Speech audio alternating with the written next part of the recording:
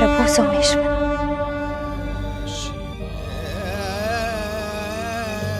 देखिए मेरे सोने आंचल को।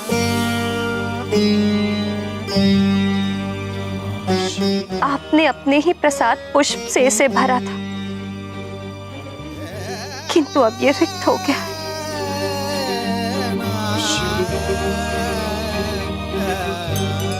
इसे पुनः भर दीजिए प्रभु।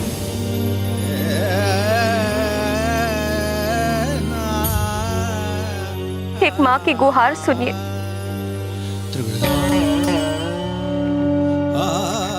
सदैव के लिए नहीं तो एक बार उसे दिखा दीजिए। उसे देख लूंगी तो मेरे व्याकुल हृदय को शांति मिल जाए।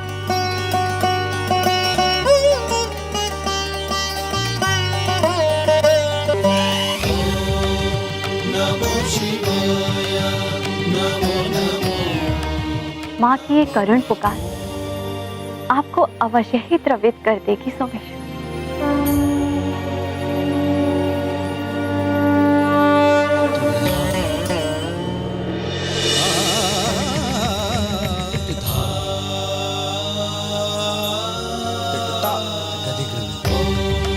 ओम नमः शिवाय। ओम नमः शिवाय।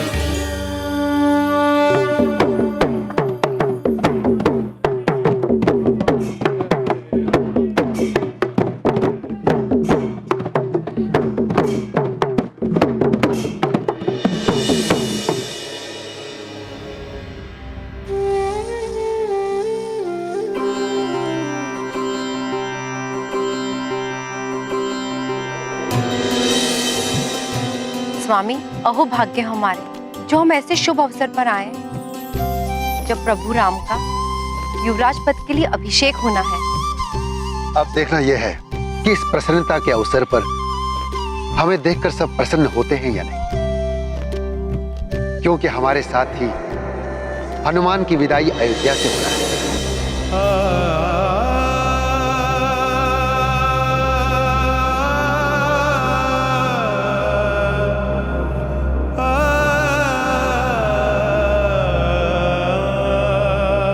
चलिए देवी।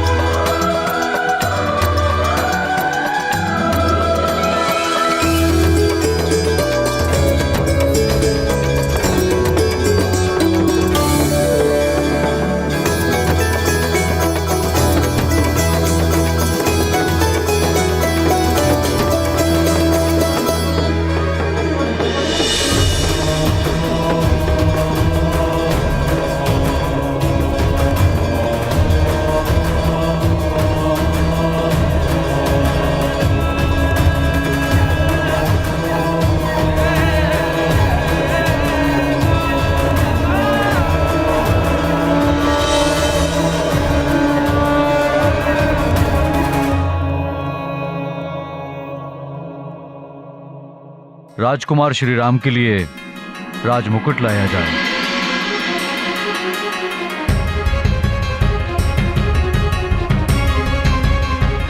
राम भले ही हो जाए तुम्हारा अभिषेक, किंतु मैं चुप नहीं बैठूंगी।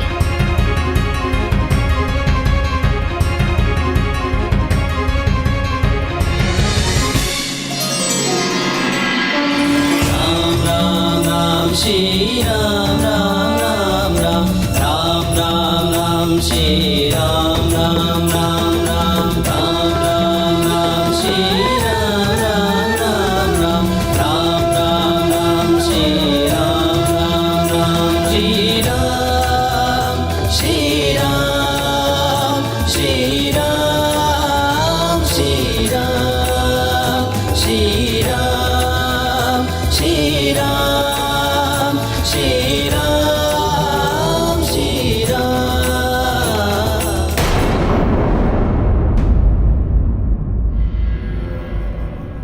राजपुरोहित, अंतिम संस्कार की प्रक्रिया आरंभ करिए।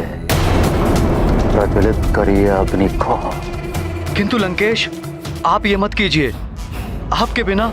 राजपुरोहित, आपको जितना कहा जाए केवल उतना करिए।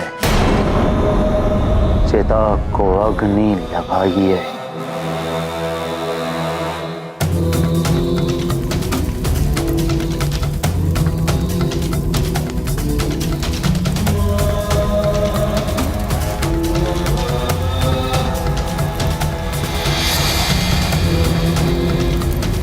लंकेश,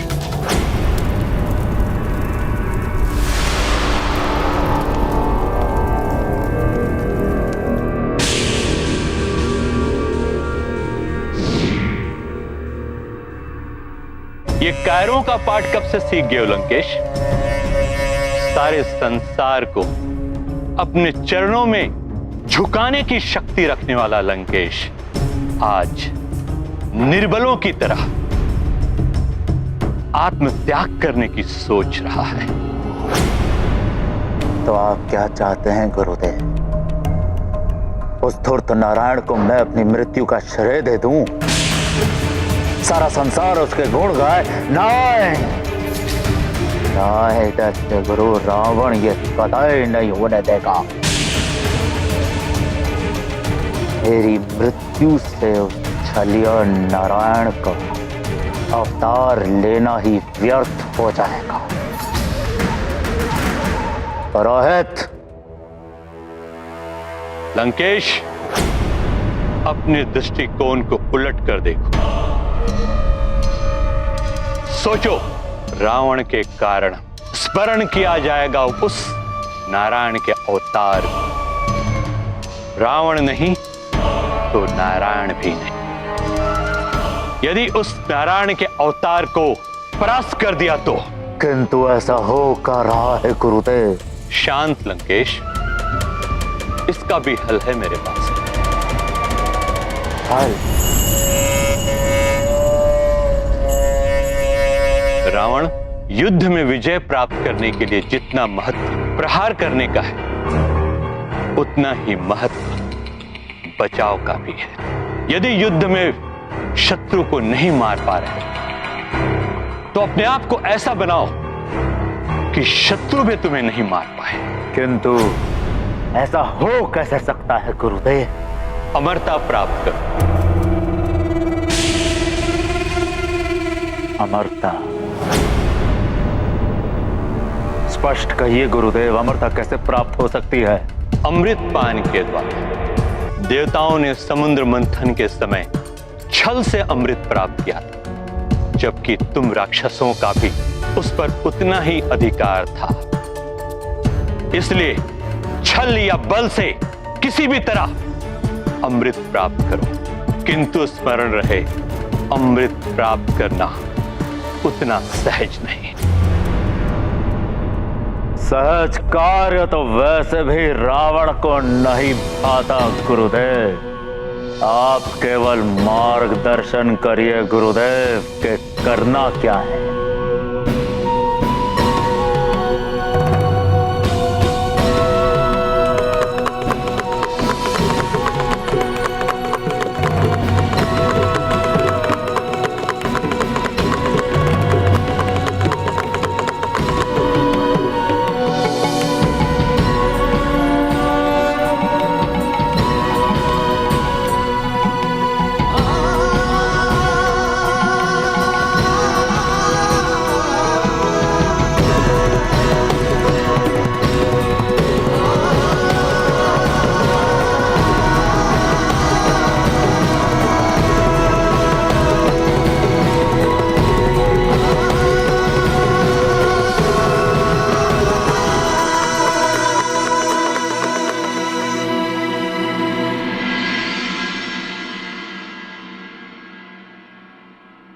हनुमान,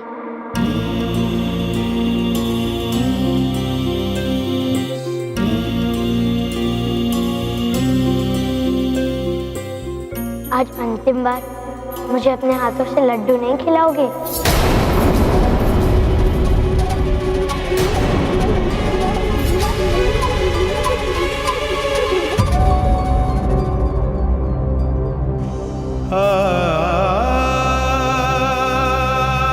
प्रभु, अंतिम बार मुझसे कोई भूल हो गई हो तो मुझे क्षमा कर दीजिए।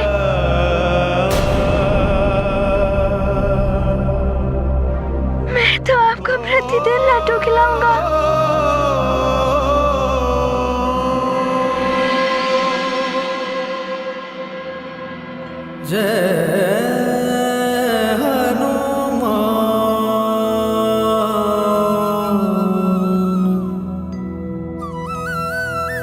जय श्री राम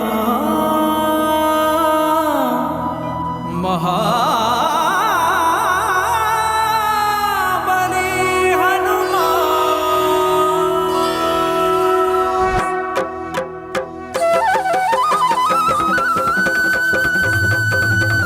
जय हनुमान, जय हनुमान।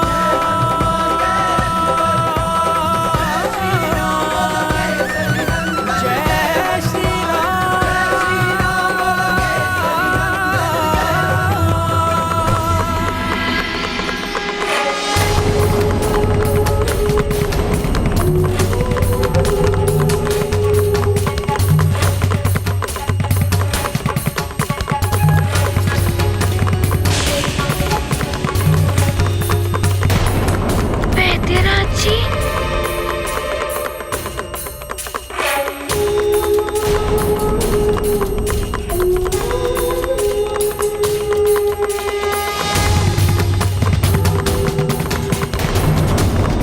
वैद्यराज जी आ गए। ये तो ले जाएंगे हनुमान को। तो सुनो रावण, अमृत मंथन के पश्चात समस्त देवताओं एवं त्रिदेव ने मिलकर अमृत की सुरक्षा का दायित्व चंद्रदेव को सौंप दिया था, क्योंकि चंद्रदेव शीतलता प्रधान देवता है। चंद्रदेव,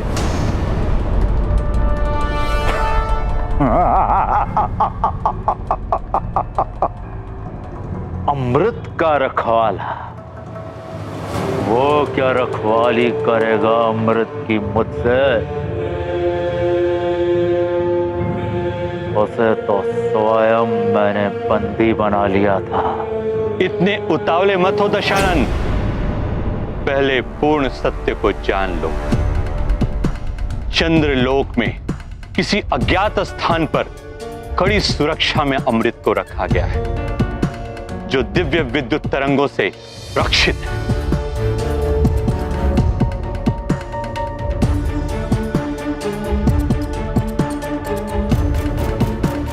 और उन विद्युत तरंगों के बाहर दैवीय शक्ति से सज्जित रक्षक उस स्थान की रक्षा कर। गुरुदेव,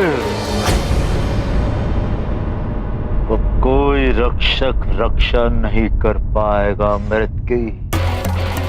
अमृत अब केवल रावण का होगा, केवल रावण का। रावण समस्त देवता ही नहीं, त्रिदेव भी अमृत की सुरक्षा के लिए चंद्रदेव की सहायता हेतु आगे आ सकते। राहु की दुर्गति भी इसी कारण हुई थी। यदि अमृत पाना है तो एक कोई बड़ा कारण ढूंढना होगा तुम्हें। साम दाम दंड भेद जैसे भी हो, अमृत प्राप्ति को लक्ष्य बनाना है तुम्हें। आप निश्चिंत रहें गुरुदेव, रावण को ज्ञात है कि उसको क्या करना है।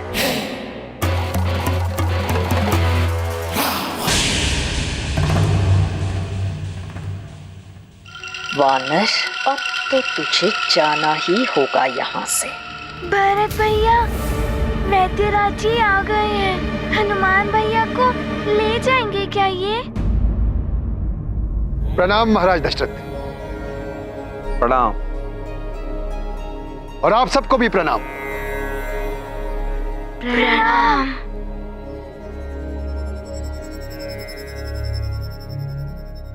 महाराज दशरथ और युवराज राम, आप दोनों को बहुत बहुत बधाई और शुभकामनाएं। अयोध्या में आपका स्वागत है वैद्यराज।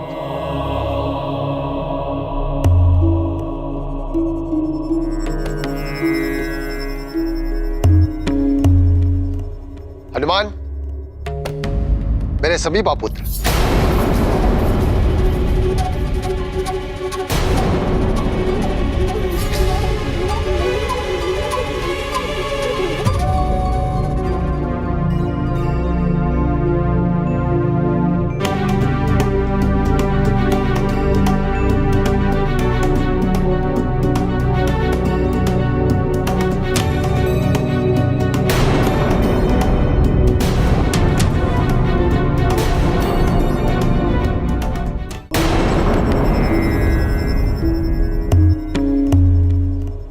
हनुमान, मेरे सभी बापुत्र,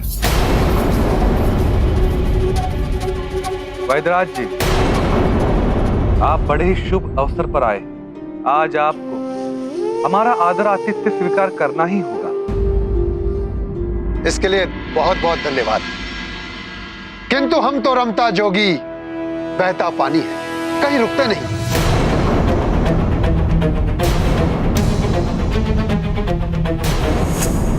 हम तो केवल यहां हनुमान को लेने आए।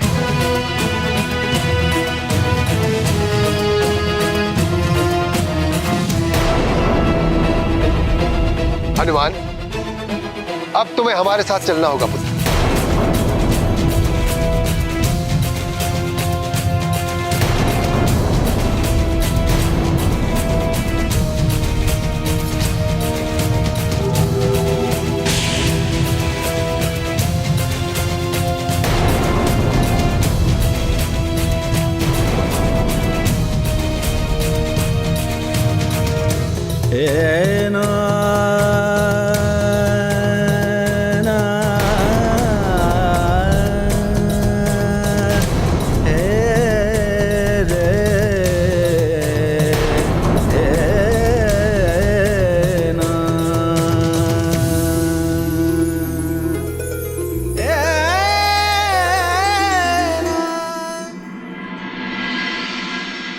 वैद्यराज जी, क्या हनुमान कुछ और दिन तक यहाँ पर नहीं रुक सकता?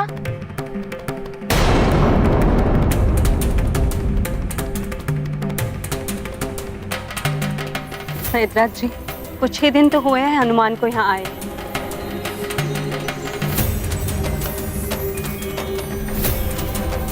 वैद्यराज जी, हनुमान ने हम सबके हृदय में स्थान बना लिया है।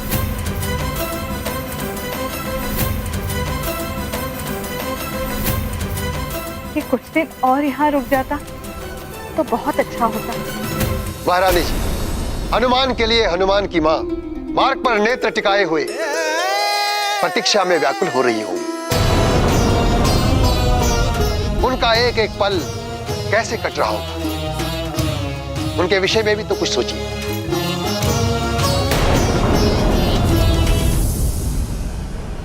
हनुमान, आप ही मना कर दो ना जाने से।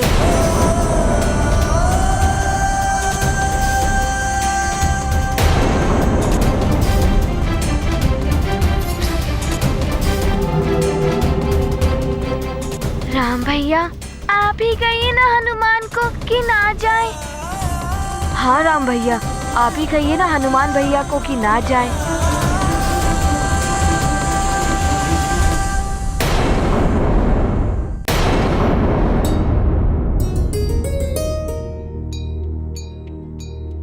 हनुमान, मैं तुम्हारी दुविधा समझ रहा हूँ, किंतु मैंने तुमसे कहा था ना कि सृष्टि परिवर्तनशील है। ऋतु परिवर्तन हो रहा है, अर्थात प्रकृति को जाने वाली शीत ऋतु का दुख नहीं है, आने वाली बसंत की प्रसन्नता है, क्योंकि परिवर्तनशीलता ही सृष्टि का शास्त्र सत्य है। जैसे कल तुम कहीं और थे, आज यहाँ हो सकता है कल तुम यहाँ ना हो। किसी एक के लिए तुम अन्य सबके प्रति अपने कर्तव्य से मुख नहीं मोड़ सकते हो।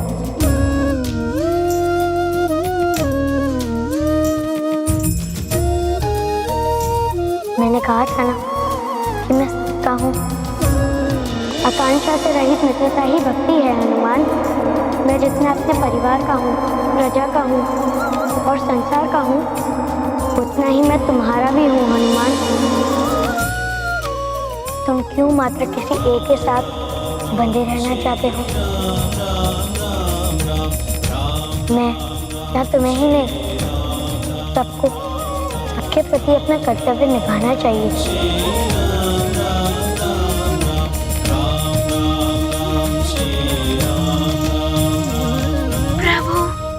हनुमान आपसे विलग कैसे हो सकता है? हनुमान, तुम मुझसे विलग कहाँ हो रहे हो? मैं तो तुम्हारे साथ ही हूँ, तुम्हारे हृदय में। तुम जब जब मुझे ढूंढोगे, तुम मुझे अपने हृदय में पाओगे। आप सत्य कह रहे हैं प्रभु? हाँ हनुमान, मेरा वास है तुम्हारे हृदय में।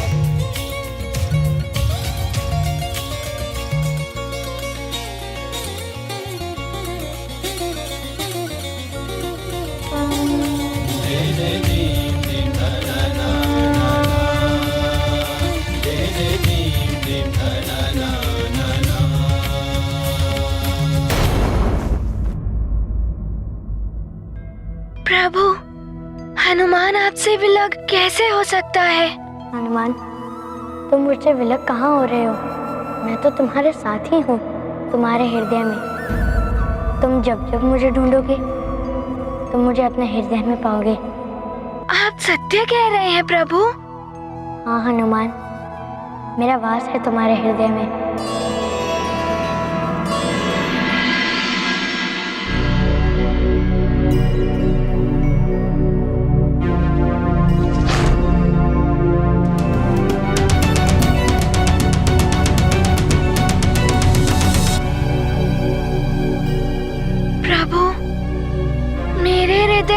मुझे आपके दर्शन नहीं हुए।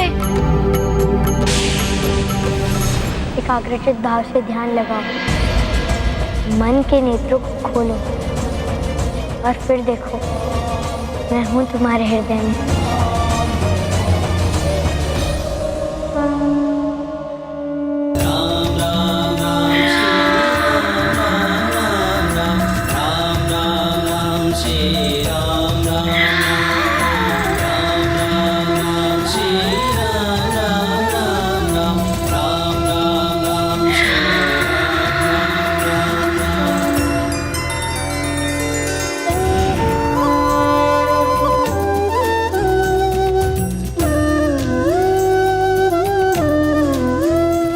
दिख गए प्रभु राम।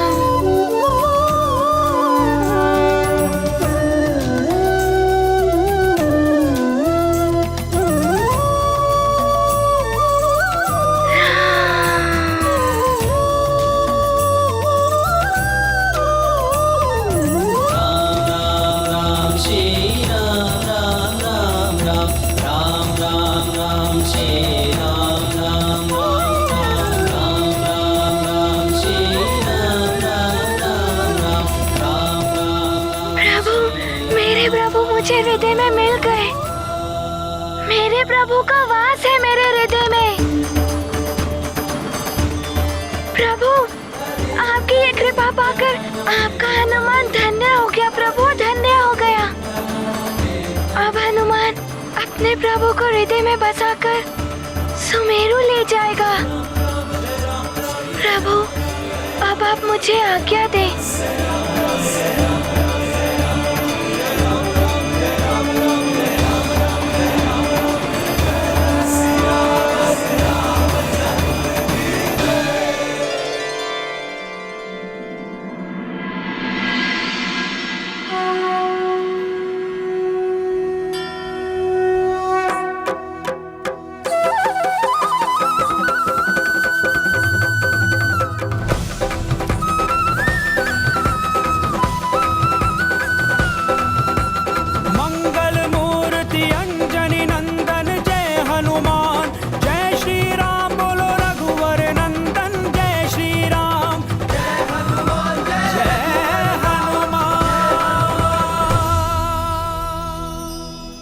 प्रभु श्री राम जय हनुमान, प्रभु श्री राम जय हनुमान।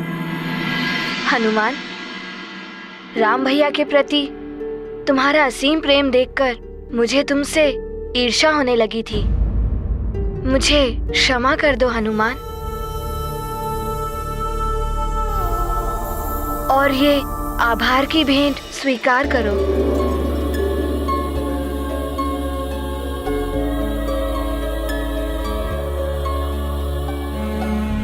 लखन भैया, आप भी प्रभु से असीम प्रेम करते हैं ना,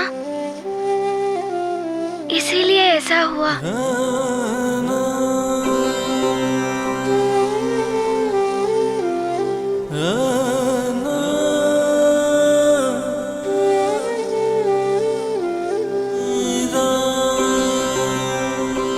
और ये मेरी ओर से मेरे प्रिय हनुमान भैया के लिए।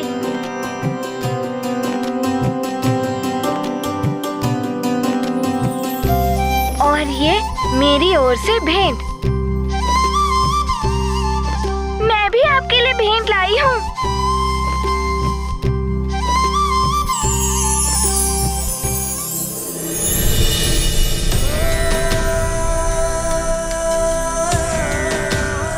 इतनी प्रेम, इतनी स्नेह भरी भेंट, ये भेंट तो मेरे जीवन में सबसे बड़ा उपहार है।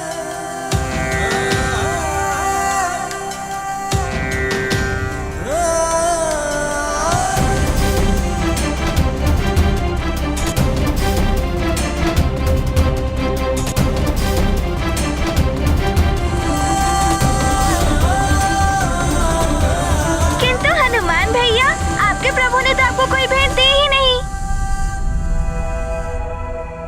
गुरुदेव, माता पिता और प्रभु जो देते हैं वो दिखाई नहीं देता, किंतु वो जीवन का सबसे सर्वोत्तम उपहार होता है जो जीवन भर साथ रहता है।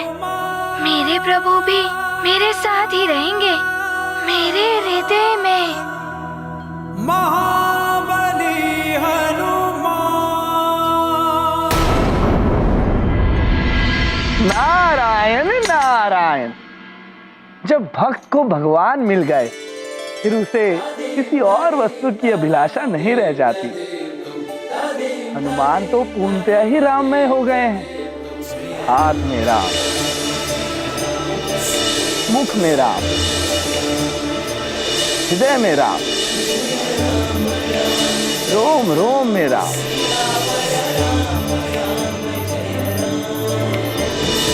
हनुमान, अनुपम भक्ति है तुम्हारी। नारायण नारायण।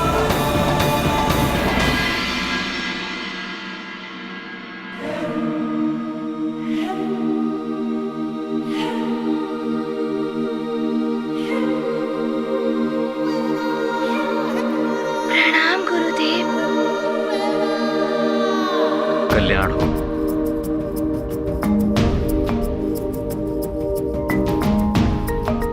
प्रणाम महाराज।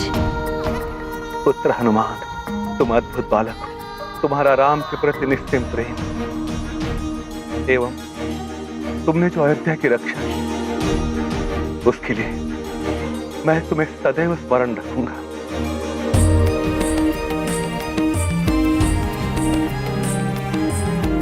प्रणाम माते। चिरंजीवी भव।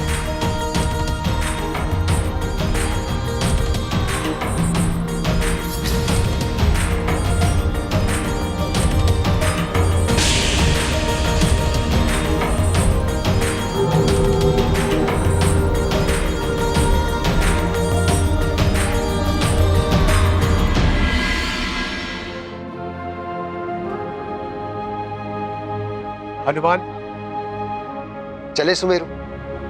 तुम्हारी माँ के नेत्र व्याकुलता से तुम्हारी प्रतीक्षा कर रहे हैं। अवध को छोड़ेंगे क्या हनुमन, दुविधा में आया सब कामन।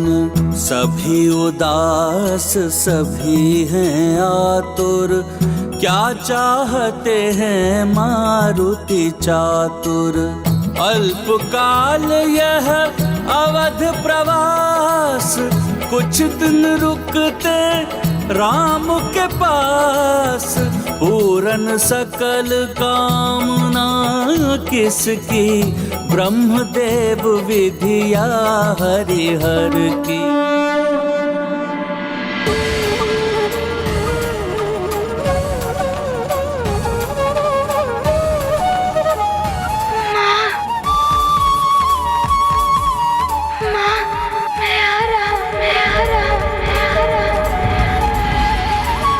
हनुमान, मेरे लाल,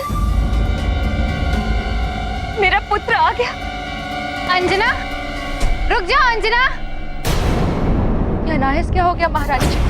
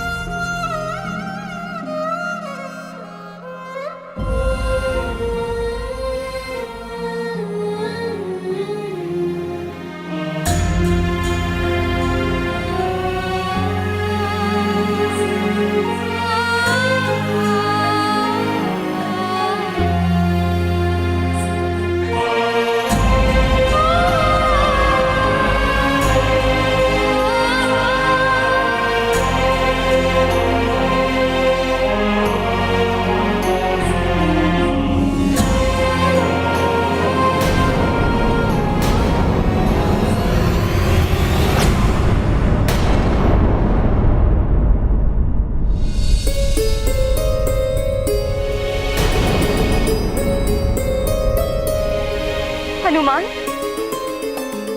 हनुमान, हनुमान, हनुमान! पुत्र के विछोह में भ्रमित कर दिया है महारानी के मस्तिष्क को। कहीं बावली ना हो जाए महारानी अंजना। न जाने क्या होने वाला है। उधर केसरी जी एक ज्योतिषी से दूसरे महाज्योतिषी के पास गए हुए हैं ताकि हनुमान की वापसी का उपाय मिल सके, और इधर अंजना विक्षिप्त होती जा रही है पुत्र वियोग में।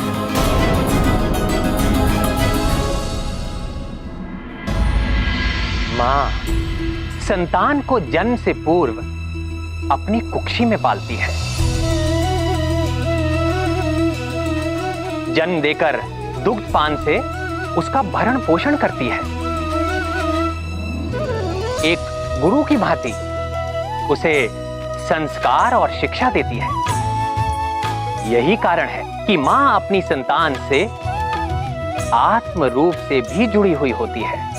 संतान के हर सुख दुख का, उसके साथ घटने वाली हर घटना का किसी न किसी रूप में मां को भी आभास हो ही जाता है, भले ही वो कितनी भी दूर हो अपनी संतान से। प्रभु, मुझे मेरी माँ के करुण पुकार का आभास हो रहा है। ना जाने वे कैसी होंगी।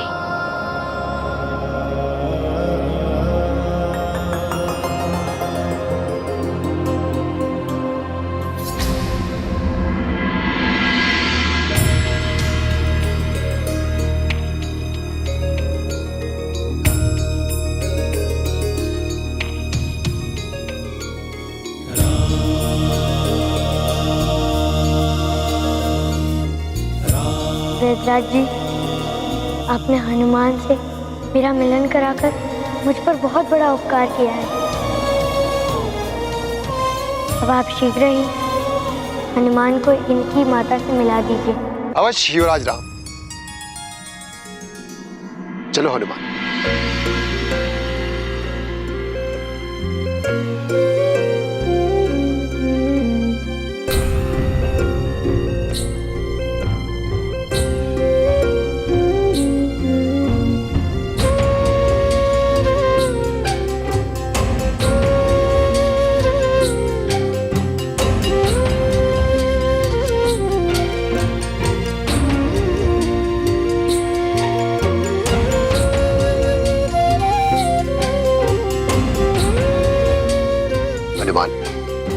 लाओ ये समस्त उपहार इस झोली में डाल दो।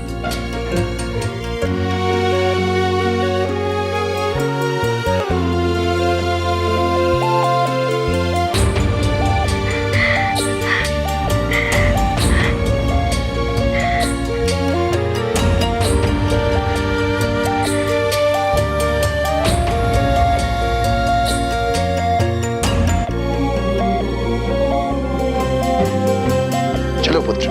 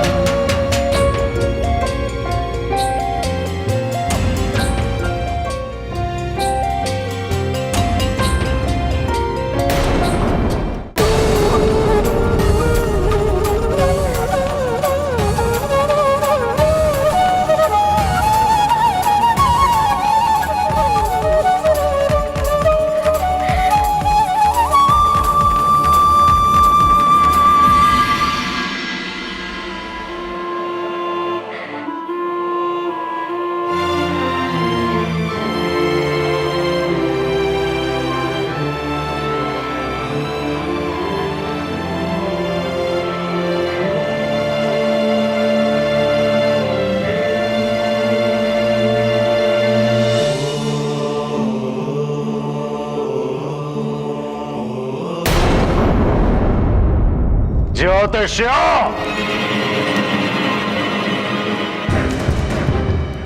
उचित मुहूर्त के समय किए गए कार्य कभी भी असफल नहीं होते।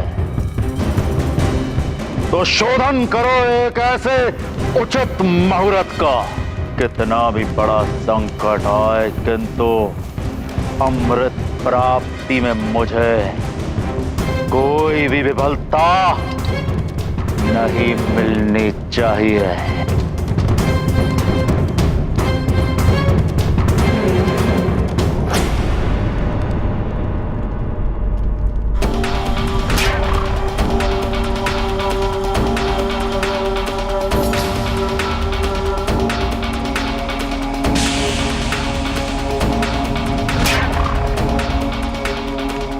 ज्योतिषाचार्य, सांकेतिक भाषा नहीं, प्रत्यक्ष कहिए। लंकेश, इन 9 महाज्योतिषियों की गणना बता रही है कि आने वाली महापूर्णिमा अमृत प्राप्ति के लिए सबसे उचित तिथि होगी। लंकापति, ऐसी महापूर्णिमा 108 वर्षों के पश्चात आ रही है। हाँ लंकेश,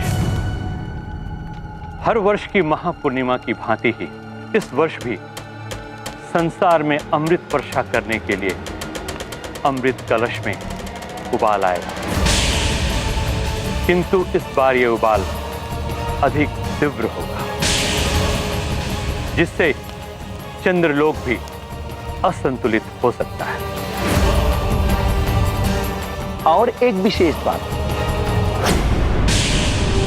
चंद्रमा पर शनि के भारी पड़ने की संभावना है। लंकेश, ग्रहों की चाल दर्शा रही है कि चंद्रदेव का अभिमान शनिदेव के साथ उसके संघर्ष का योग बनाएंगे। लंकेश, घर परिवार का संघर्ष से हमेशा ही बाहर वालों को लाभ मिलता है। अब देखना यह है कि इन ग्रहों के विवाद से तुम कितना लाभ उठा सकते हो। ग्रह मंडल के आपसी विवाद का लाभ हम उठाएंगे।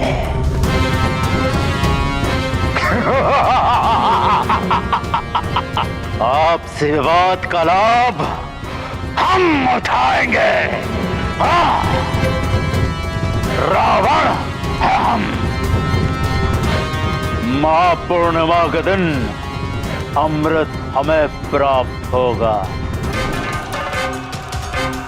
और हाँ, इस बार तो चंद्रदेव को बचाने वो वानर बालक भी नहीं होगा वहां।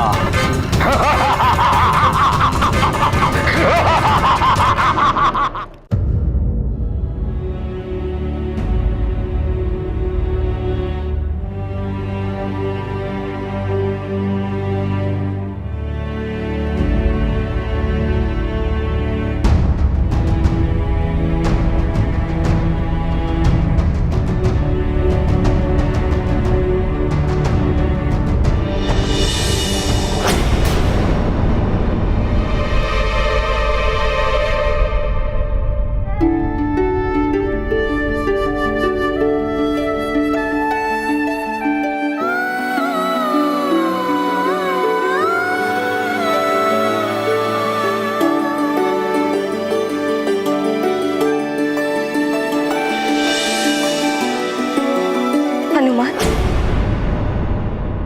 हनुमान, हनुमान! अंजना, क्या हो गया है तुम्हें? न जाने क्या हो गया है मुझे माँ। हर ओर हनुमान ही दिखाई दे रहा है। उसकी पुकार सुनाई दे रही। उसे कह रहा हूँ, माँ मैं आ रहा हूँ।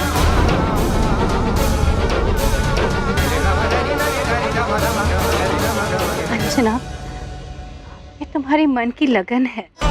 जैसे भक्त को कण कण में भगवान दिखाई देते हैं, ऐसे तुम्हें हर और तुम्हारा पुत्र दिखाई दे रहा है, क्योंकि तुम्हारी लगन हनुमान से लगी हुई है। तुम चिंता मत करो। देखना, हमारा हनुमान जहां भी होगा सकुशल होगा।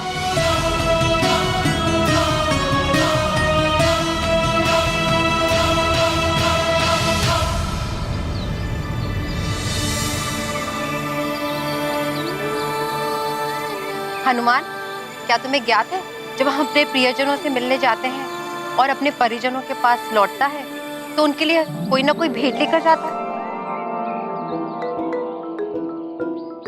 भेंट? हाँ, भेंट। तुम इतने दिनों पश्चात अपनी माँ से मिलने जा रहे हो, उनके लिए कोई भेंट ली है या नहीं?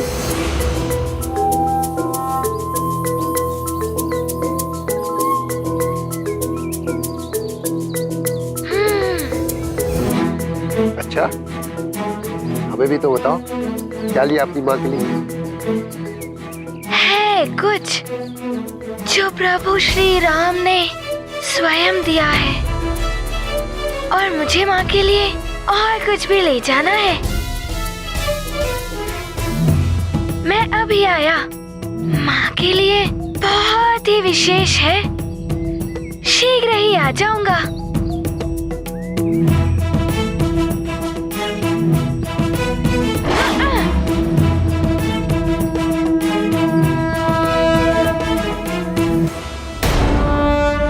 देवगुरु बृहस्पति, महापूर्णिमा पे अमृत का उफान, ये तो बड़ी ही चिंता का विषय है।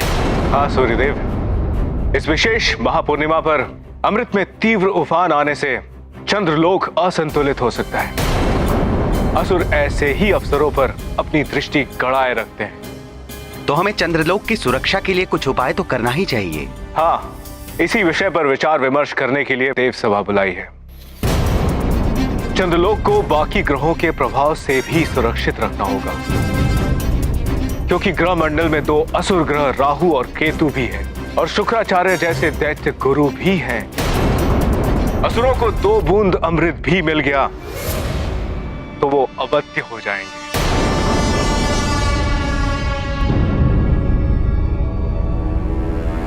यही अवसर है रावण, चंद्रलोक के असंतुलन का लाभ तुम्हें और समस्त असुर कुल को ही लेना है। अमृत प्राप्ति ही तुम्हारा परम उद्देश्य होना चाहिए। प्रणाम दैत्य गुरु, जय लंकेश। तो आप भी इस महापूर्णिमा के लिए विशेष योजना बना रहे हैं लंकापति,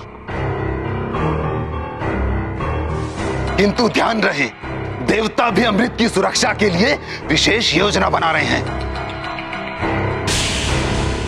इसलिए उन्होंने देवलोक में विशेष सभा बुलाई है। किंतु क्या? किंतु ये कि ग्रह मंडल के सभी ग्रहों को आमंत्रित किया गया है। मात्र मुझे, केतु और दैत्य गुरु शुक्राचार्य को नहीं बुलाया गया। अपमान, ये आपका अपमान है गुरुदेव। ये धृष्टता है इन देवताओं की। इस देव सभा की सारी सूचनाओं को हमें प्राप्त करनी ही होगी, और इसके लिए आवश्यक है देव सभा में सेंध लगाना।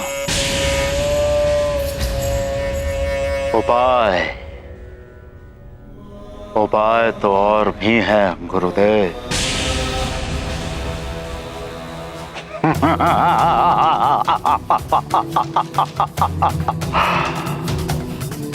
मैं जानता हूं कि मुझे क्या करना है और करना क्या है।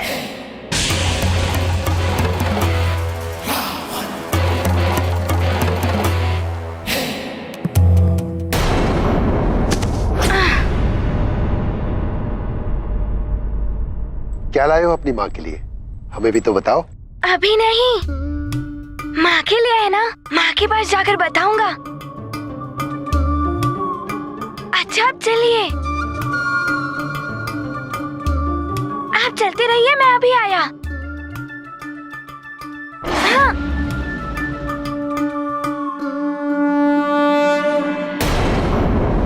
थोड़ी देर विश्राम कर, तुम्हारा मन भी शांत हो जाएगा।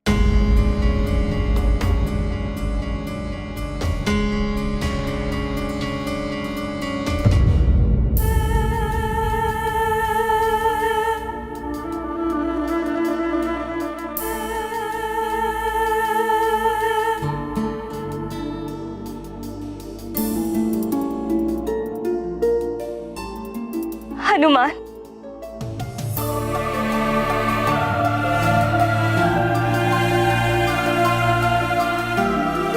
हनुमान, कहाँ जाने के लिए सज्जित हो रहे हो पुत्र?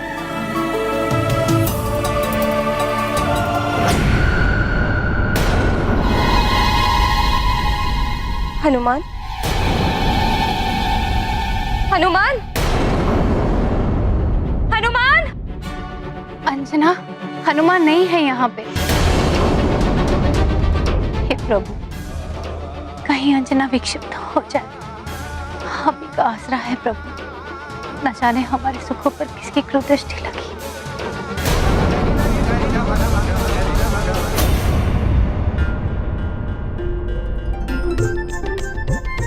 क्या है?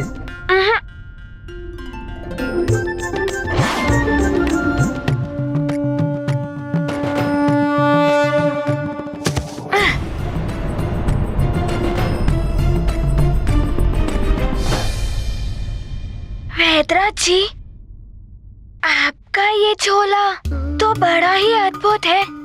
कितना भी डालो भरता ही नहीं। बताओ तो सही, क्या है इसमें? ये तो आपको वहाँ जाकर ही ज्ञात होगा। वैसे अभी कितना समय लगेगा? पृथ्वी के मार्ग से चलेंगे तो कुछ दिन लगेंगे, और तुम्हारी भांति उड़ के जाएंगे तो शीघ्र पहुंच जाएंगे।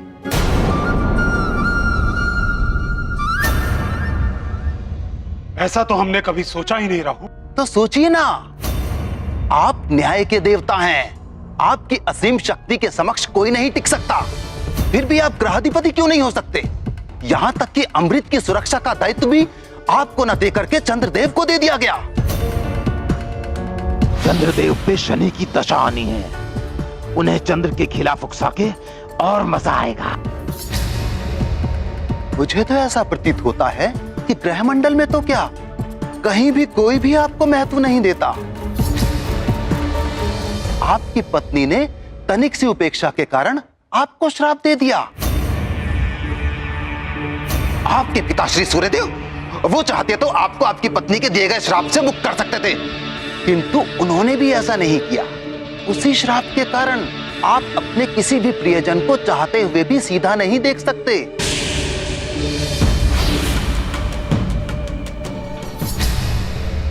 राहु, तुम मुझे भ्रमित करने का प्रयत्न मत करो। मुझे मेरा कार्य ज्ञात है। रावण से जाकर कहना कि त्रिदेवों ने मुझे जो दायित्व सौंपा है उसे पूर्ण करने से मुझे कोई नहीं रोक सकता। मुझे मेरे मार्ग से कोई विचलित नहीं कर सकता। लगता है इसका कोई फायदा नहीं हुआ, और कहीं ये क्रोधित होकर मुझ पर कुदृष्टि न डाल दें। अब चंद्रदेव को भ्रमित करने की बारी आ गई है।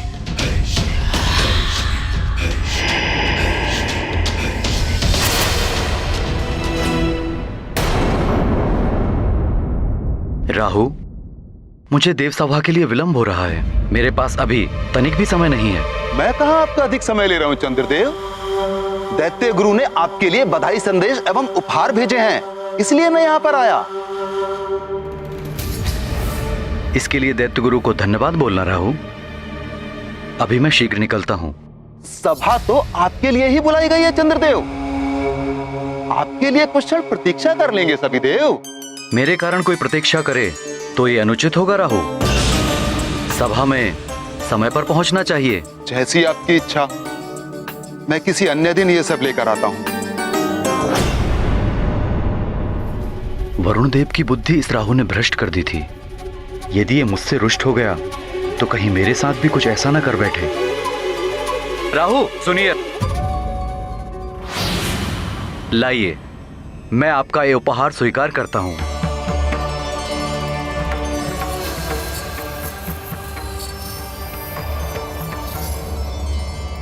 इस उपहार से आवरण तो हटाइए देवी।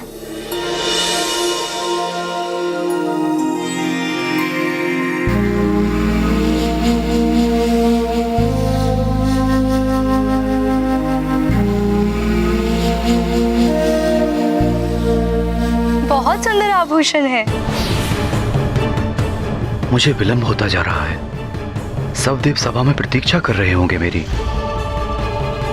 चंद्रदेव, तुम्हें विलंब कराना ही तो उद्देश्य था मेरा। अच्छा, तो एक उपाय करते हैं। जैसे सुमेरु से अयोध्या तक आप मुझे अपने कंधे पर बिठा ले गए थे, और अब अयोध्या से सुमेरु तक मैं आप दोनों को अपने कंधे पर बिठाकर वापस सुमेरु ले जाऊं। उसके लिए कंधे पे बैठने की क्या आवश्यकता है? हम स्वयं भी उठ सकते हैं। अच्छा, आप उड़ सकते हैं? तो चलिए, वैसे भी कुछ क्षणों में रात्रि होने वाली है।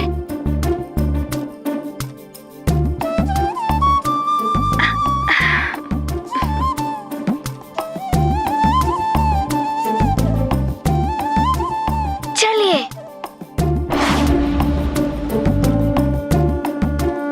हाँ, हम शीघ्र ही पहुंच जाएंगे सुमेरु।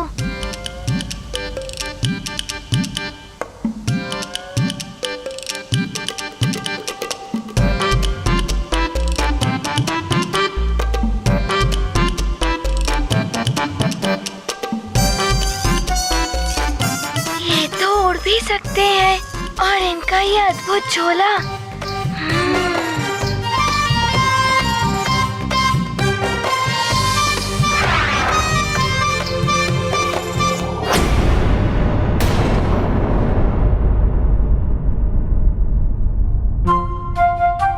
क्या हुआ हनुमान? हमें शीघ्र पहुंचना है, रुक क्यों गए?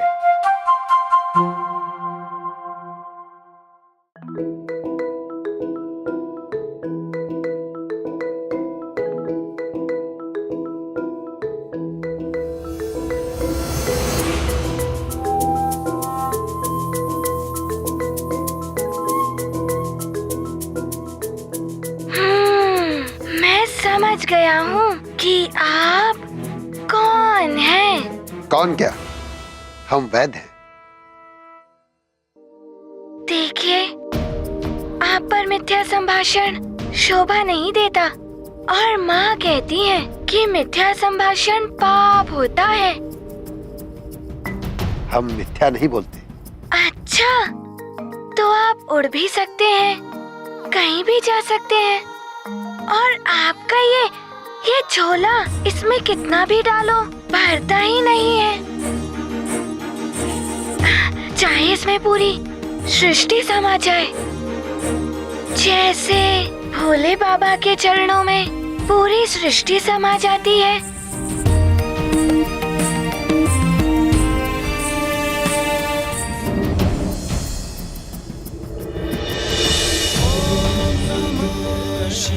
आप भोले बाबा है ना? और आप पार्वती माता है ना? बताइए ना।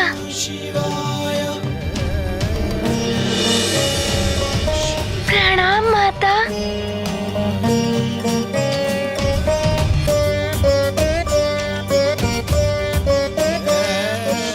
भक्त हृदय से कैसे छुप सकते हैं भगवान, फिर चाहे वो महादेव हो या नारायण। हनुमान, सत्य पहचाना तुमने, ये तुम्हारे भोले बाबा ही हैं।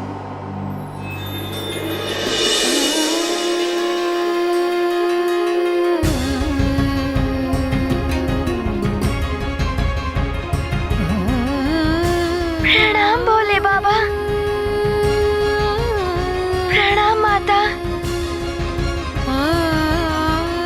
और हनुमान, इन्होंने मिथ्या संभाषण नहीं किया था। ये जगत वैद्य हैं। इन्होंने तुम्हारा उपचार किया और तुम्हारे प्रभु राम का उपचार किया। हनुमान, तुम्हें जिस उद्देश्य के ले जाया गया था वो पूर्ण हो गया है।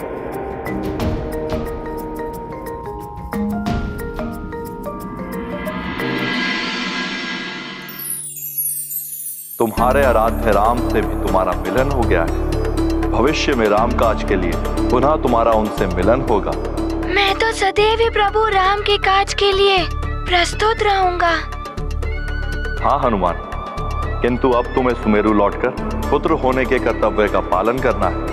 अपनी राजधानी और अपनी प्रजा के प्रति अपने दायित्व पूर्ण करने। जैसी आपकी आज्ञा भोले बाबा, मैं ऐसा ही करूंगा। हनुमान, तुम्हारी माता अंजना सुमेरु में तुम्हारे लिए अपना सोना आंचल फैलाए व्याकुल हो रही हूँ। हम शीघ्रता से उड़कर महापूर्णिमा के पूर्व ही तुम्हें तुम्हारी माता के पास पहुंचा देंगे। चलो पुत्र।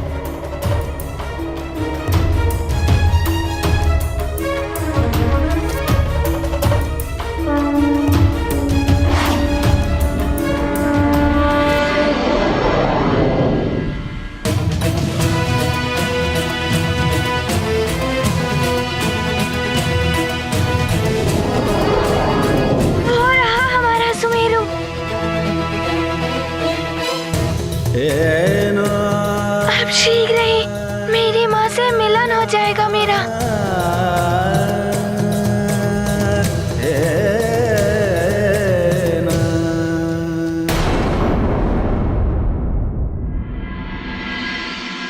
चंद्रदेव,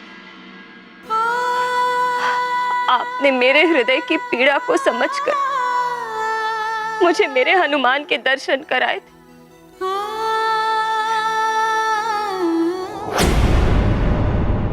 हनुमान। हनुमान नहीं, मैं हूं पुत्री। संभालो स्वयं को। अगर तुम्हें कुछ हो गया तो मैं महाराज केसरी को क्या बताऊंगी कि उनकी अनुपस्थिति में क्या हो गया अंजना को। कैसे समझाऊं अपने आप को मां? हर क्षण मेरे हृदय को आभास होता कि मेरा हनुमान मेरे पास आ रहा।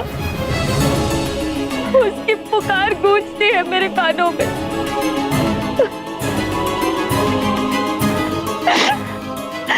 मैं तुम्हारे हृदय की पीड़ा समझ सकती हूँ अंजना।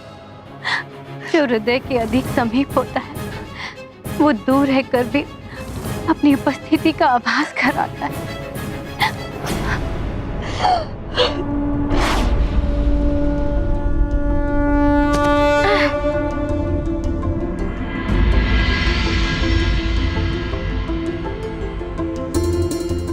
हम सुमेरु आ गए हैं देवी।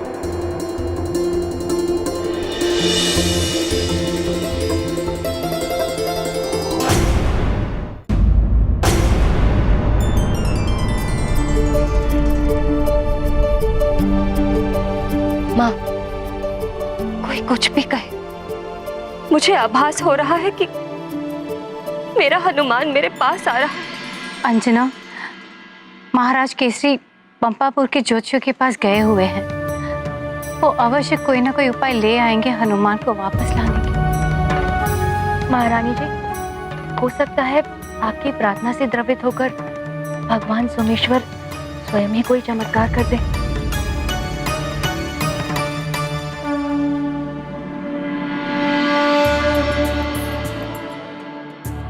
प्रतीत होता है जैसे वो आज ही चमत्कार कर रहे हैं।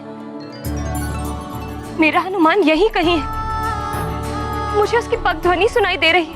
माँ, हनुमान,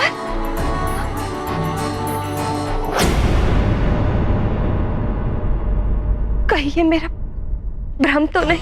ये भ्रम ही है तुम्हारा अंजना। हनुमान तो वैद्यराज जी के साथ न जाने कहाँ हो। माँ आप कहाँ है?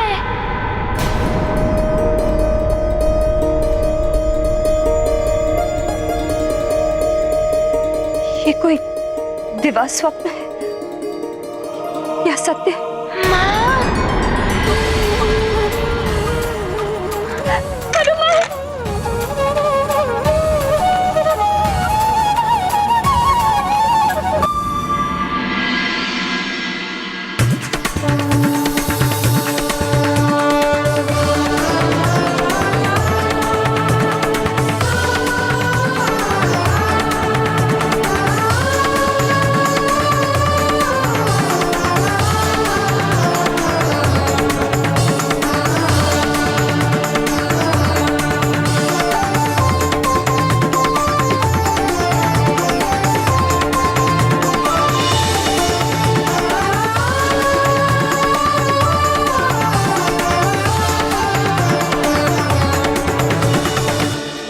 माता को मिल गए हनुमन, आंजनेय प्रिय शंकर सुवन। दान महाप्रतिदान का खेल, श्रद्धा और ममता का मेल। राममयी हनुमान को पाकर हर्षित है सुमेरु का कण कण। महादेव का महाप्रसाद, हरता माँ का सकल विषाद। ये गाथा महाबली हनुमत की, रुचिकर लीला राम भगत की। जय जय जय रघुनंदन राम, जय जय जय महाबली हनुमान। हनुमान, मेरे लाल, मैंने कहा था नानी से कि मेरा हनुमान आ गया, और देखो भगवान सोमेश्वर ने तुम्हें भेज ही दिया। धन्यवाद गौरी की गैया।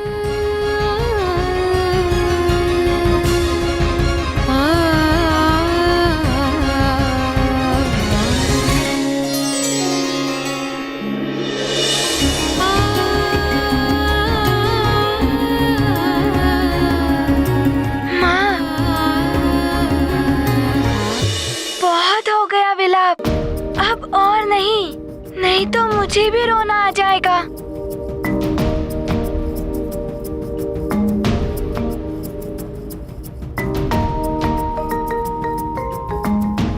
मुझे तो अभी भी अपने नेत्र पर विश्वास नहीं हो रहा।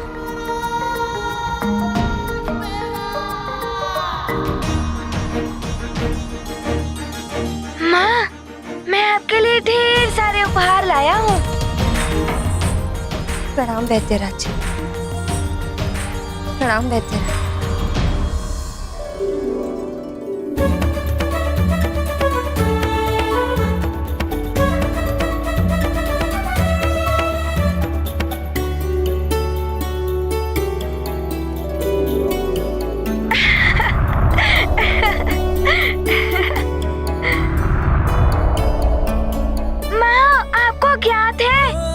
पुष्पों में अयोध्या से लेकर सुमेरु तक की सुगंध है।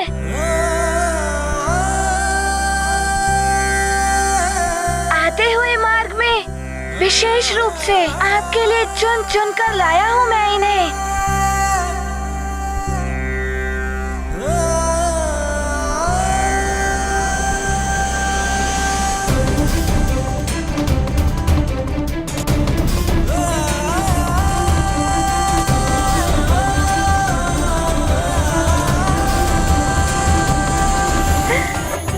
हनुमान यहाँ आ गया है, तो महाराज केसरी को सूचना भिजवा दी जाए ताकि वो भी वापस आ सके।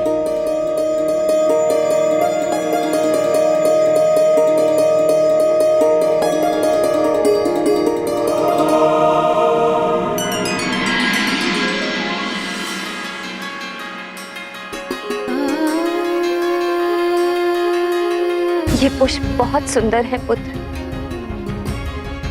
किंतु मेरे जीवन उपवन सबसे सुंदर और सुगंधित पुष्प तुम हो हनुमान।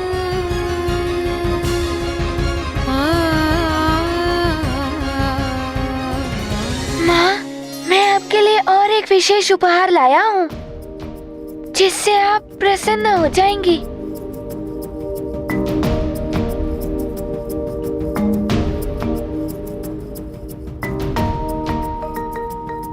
माँ,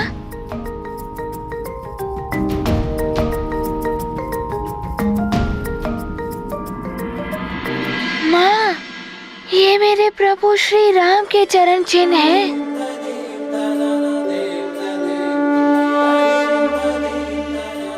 भले ही आप उनसे नहीं मिल पाई, किंतु मैं उनके चरण चिन्ह लाया हूँ।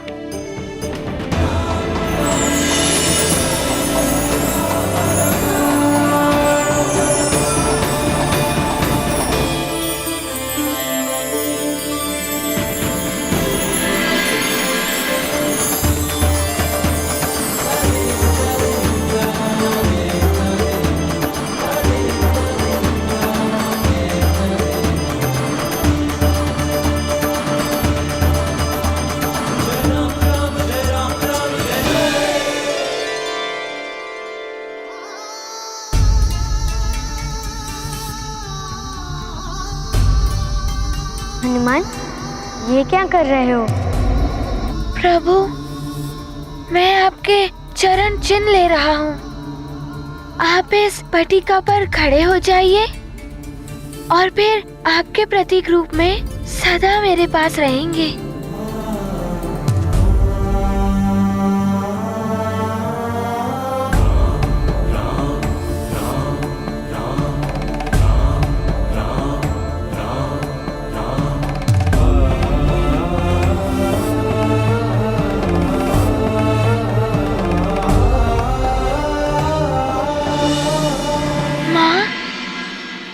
पिताश्री कहाँ है?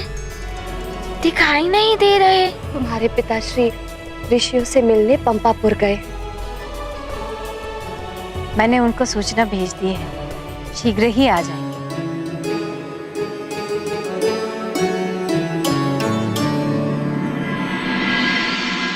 ये समय कठिन है, हमें एकता बनाए रखनी होगी, तभी हम एक मत होकर इस संकट से उभर पाएंगे।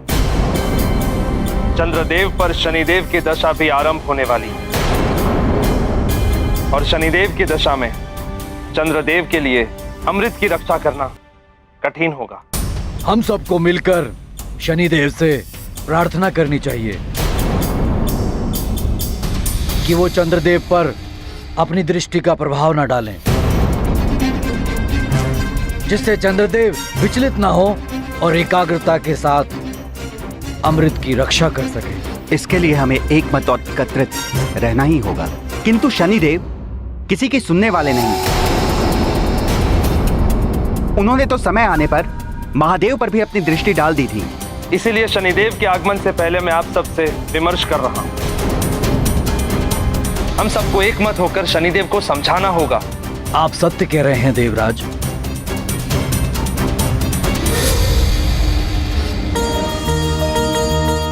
वैद्यराज जी, वैद्य रानी जी, आपका बहुत आभार है हम पर, जो आपने हनुमान को पूर्ववत सामान्य कर दिया। महारानी अंजना, इसीलिए तो हम हनुमान को अयोध्या ले गए थे। हनुमान को पूर्ववत करके आपने हम पर ही नहीं, समस्त सुमेरु पर बहुत बड़ा उपकार किया है। अब आप हमें अतिथि सत्कार का अवसर प्रदान कीजिए। हाँ वैद्यराज जी, वैद्य रानी जी, आपकी सेवा करके मुझे बहुत प्रसन्नता होगी।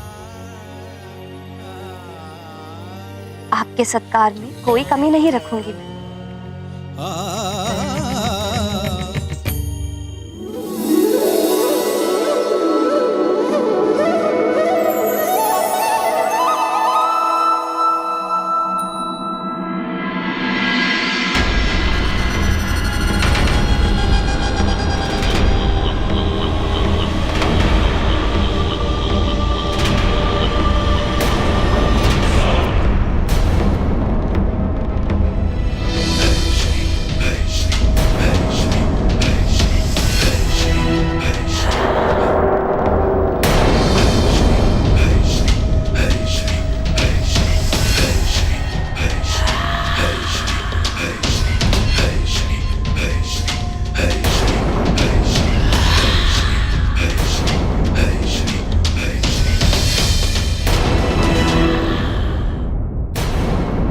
कहिए देवराज, आपने ये सभा क्यों बुलाई है?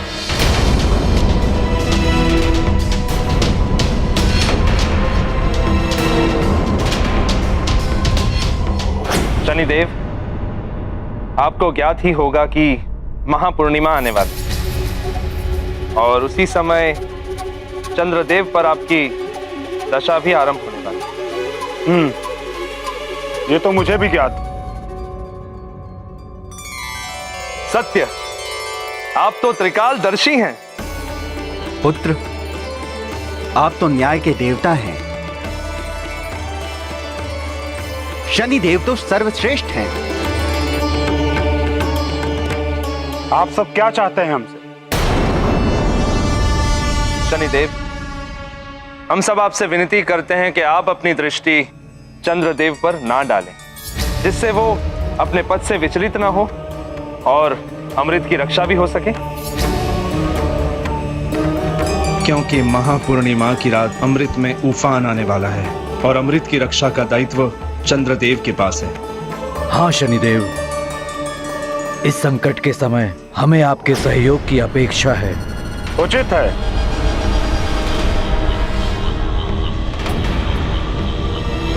किंतु क्या हुआ शनिदेव?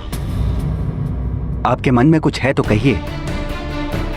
मैं ये कहना चाहता हूं कि स्वयं चंद्रदेव यहां उपस्थित हैं।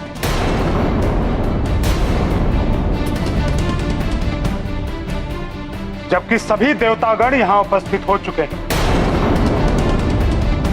किंतु चंद्रदेव का इस प्रकार विलंब करना अनुचित ही नहीं, अव्यवहारिक भी है। क्या इसी प्रकार करेंगे वो अमृत की सुरक्षा? कदाचित उन्हें अपने दायित्व की गंभीरता का ज्ञान नहीं है। दायित्वों की गंभीरता से मैं भली भांति परिचित हूं शनिदेव।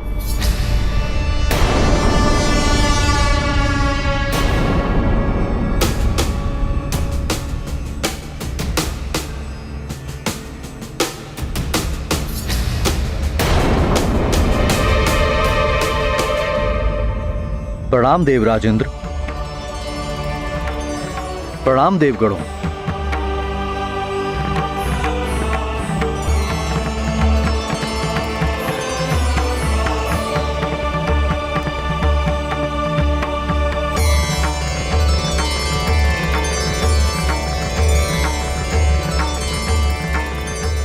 शनिदेव, मेरे दायित्वों पर प्रश्न ना ही उठाएं तो ही उचित होगा। मैं सप्त ऋषि अत्रि का पुत्र, ब्रह्मांड के अधिष्ठाता, दक्ष का जमाता, उनकी 27 पुत्रियों का पति हूं। मेरी श्रेष्ठता का प्रमाण यह है कि स्वयं महादेव ने मुझे अपने मस्तक पर धारण किया हुआ है और वे चंद्रशेखर कहलाए। मैं अपने सभी दायित्वों को स्वयं संभालने में सक्षम हूं। चंद्रदेव, इस विशेष महापूर्णिमा के अवसर पर अमृत में अधिक उफान आने वाला है,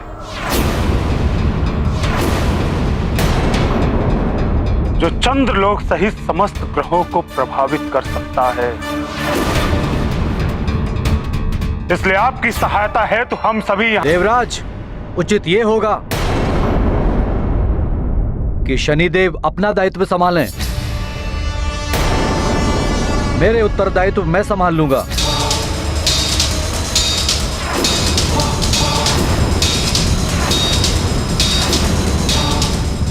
जिसे स्वयं की चिंता ना हो उसके लिए चिंतित होना व्यर्थ है।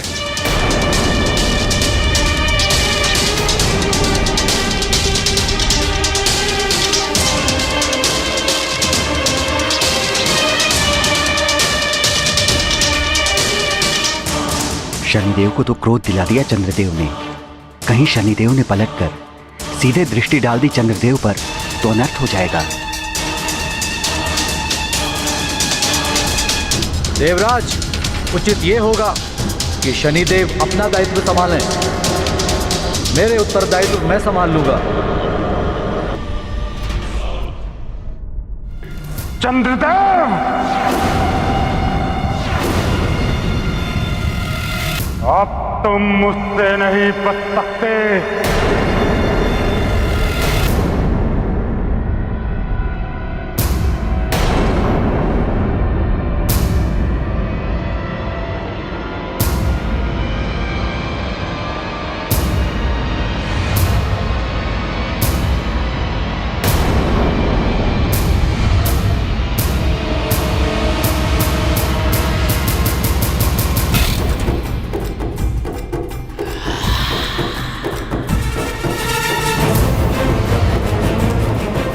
अब मेरी दृष्टि के प्रभाव से कोई नहीं बचा सकता है चंद्रदेव को। जिस चीज का भय था वही हो रहा है।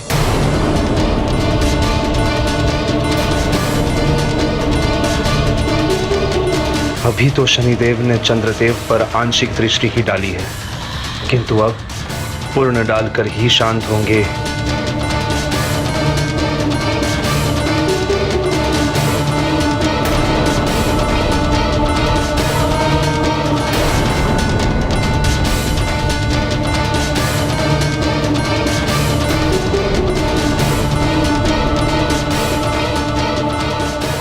सूर्यपुत्र शनि के क्रोध से तो सभी परिचित हैं। न जाने चंद्रदेव की मति कैसे भ्रमित हो गई। अब क्या होगा चंद्रलोक का, और क्या होगा वहां रखे हुए अमृत का।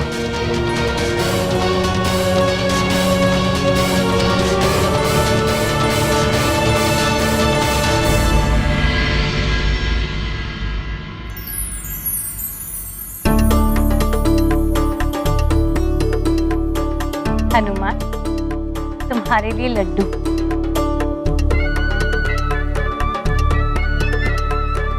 अरे वाह, माँ के हाथ के बनाए लड्डू। और ये तुम्हारी प्रिय कबरी गाय का दूध।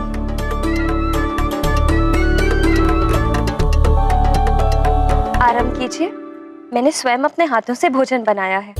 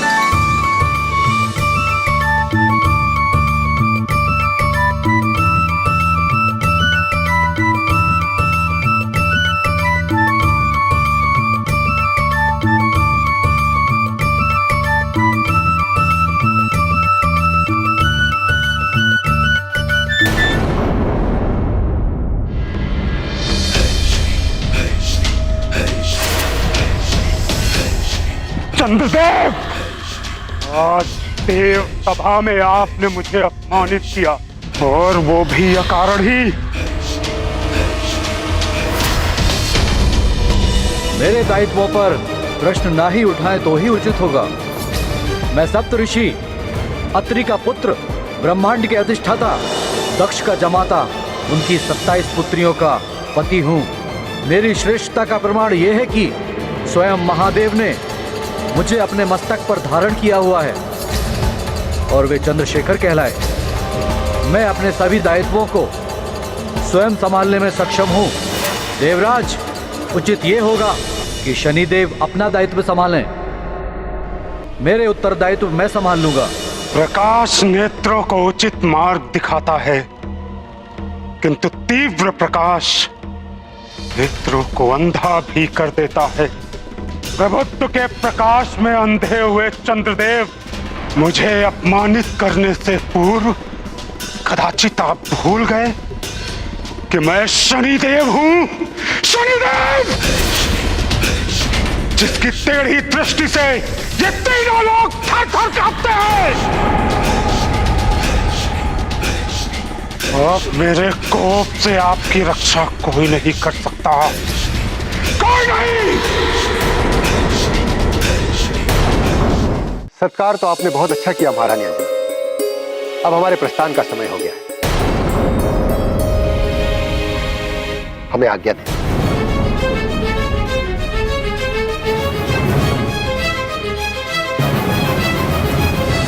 वैद्यराज जी, आप मेरे हनुमान को यहाँ लेकर आए, हमसे मिलवाए,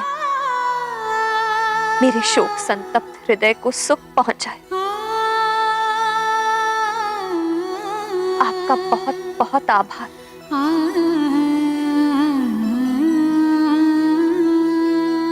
बस एक निवेदन और है, भविष्य में भी हनुमान को कभी कभी मुझसे मिलाने के लिए ले आया करिए। आपका मुझ पर बहुत बड़ा उपकार होगा।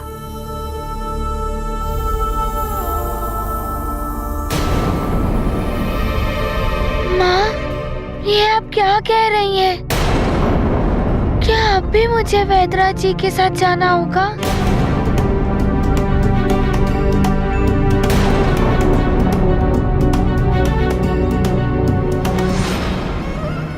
पुत्र हनुमान,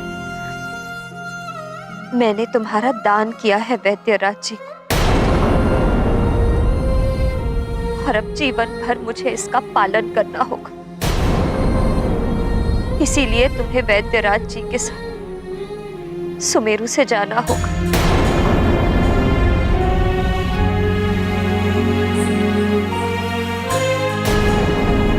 माँ, मैं आपको छोड़कर नहीं जाऊंगा।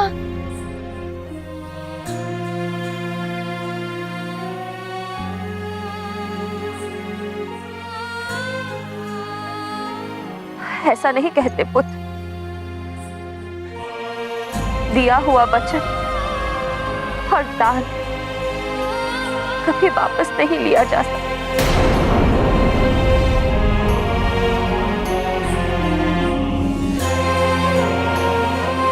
और मैं नहीं चाहती कि ऐसा करने से तुम्हें कोई हानि पहुंचे। माँ, आप अपने पुत्र को अपने से दूर क्यों करना चाहती हैं? हनुमान, तुम पर अब वैद्यराज जी का अधिकार है, मेरा नहीं।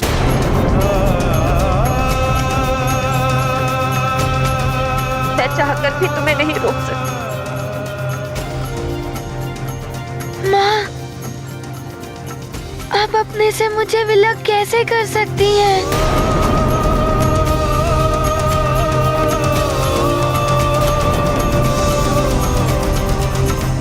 वैद्यराज जी, इससे पहले कि मेरा साहस टूट जाए, मेरा ममत्व दुर्बल पड़ जाए, आप ले जाइए हनुमान को यहाँ से।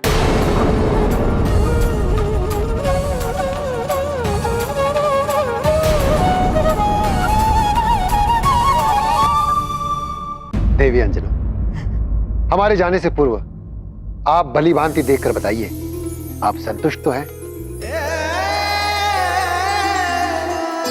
आपने जो मुझसे कहा था, क्या उसके अनुसार आपका पुत्र अब पूर्णतः सामान्य हो गया है ना? हाँ वैद्यराज जी,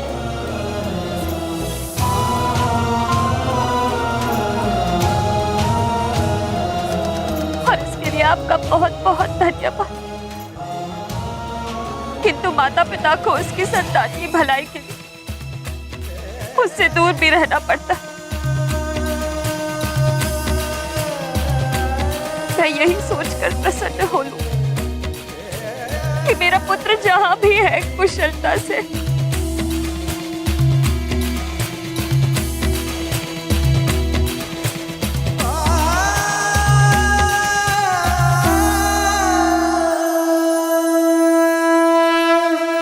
भोले बाबा,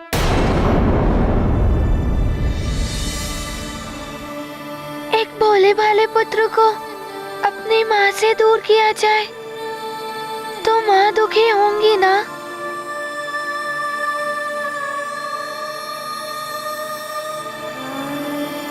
वैद्यराज जी, आप ही सोचिए, एक माँ को दुखी देखकर उनका पुत्र उनसे दूर कैसे जा सकता है?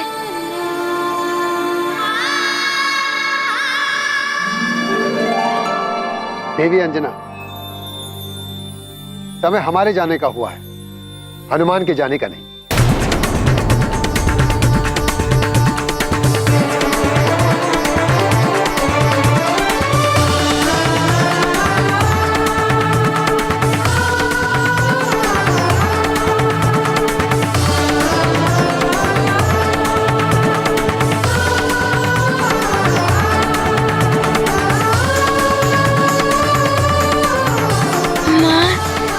कदाचित ज्ञात नहीं होगा, ये भोले बाबा और माता पार्वती का ही चमत्कार है जो मुझे पुनः आपको लौटाने आए हैं। अपने परिवार के साथ मैं वैद्यराज पूर्ण प्रसन्नता के साथ स्वेच्छा से आज हनुमान का प्रतिदान हनुमान के परिवार को कर रहा हूं।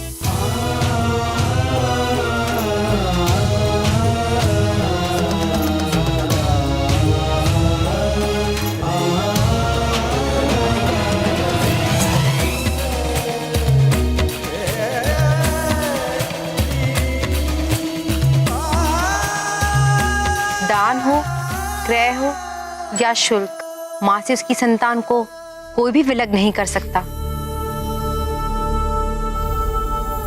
और जो ऐसा करता है वो पाप का भागी होता है। आप दोनों मेरे जीवन में भगवान की भांति आए।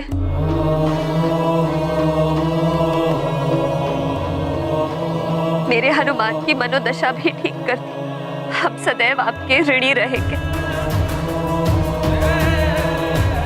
आपको शत शत नमन। आप दोनों को शत शत नमन। पुत्र, अपनी माता का ध्यान रखना, अपने कर्तव्य निभाना। किंतु हमें मत भूल जाना।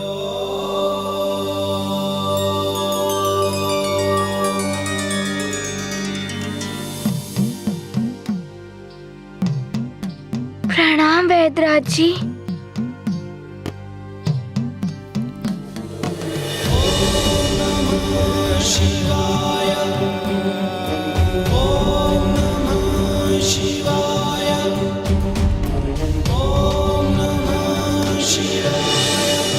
आप दोनों को भूल जाना तो स्वयं को भूल जाने के समान है।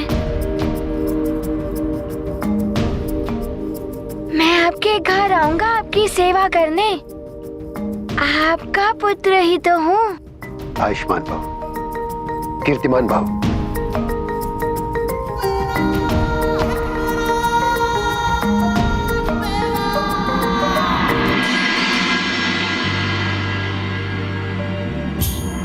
चलिए दी।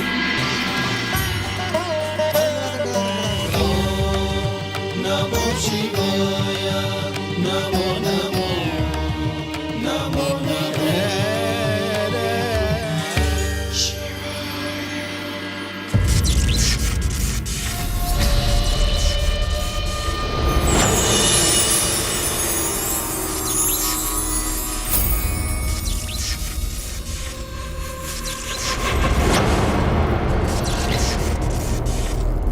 शनिदेव, भयभीत होते होंगे सब आपसे, किंतु मैं चंद्रदेव हूं।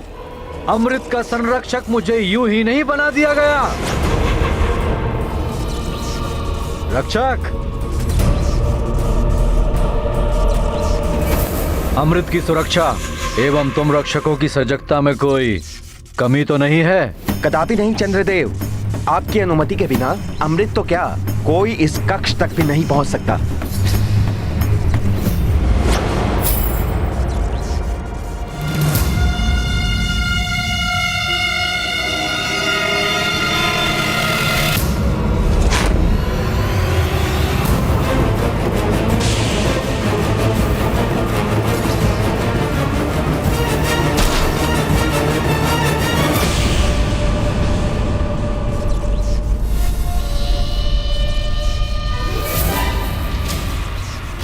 और यदि भूल से कोई प्रविष्ट हो भी जाए तो उसकी भी यही दशा होगी।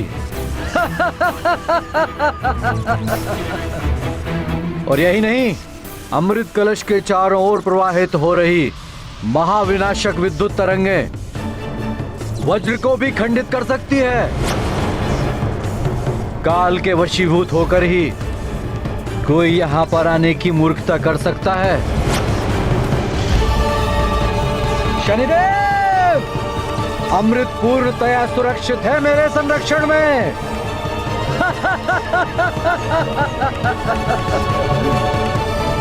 स्वामी,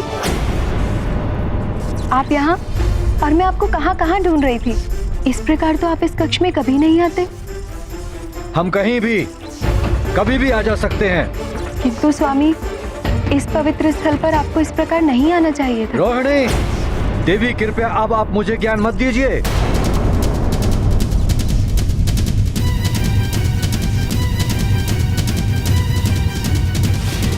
रुकिए स्वामी।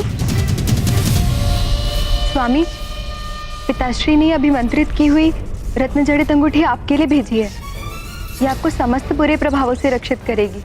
भविष्य में आपकी ग्रह दशा पर पड़ने वाले शनिदेव के बुरे प्रभाव को भी ये नष्ट करेगी।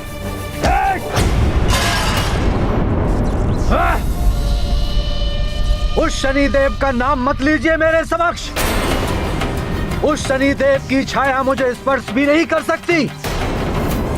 तो क्या हित करेगा सूर्यपुत्र शनिदेव मेरा?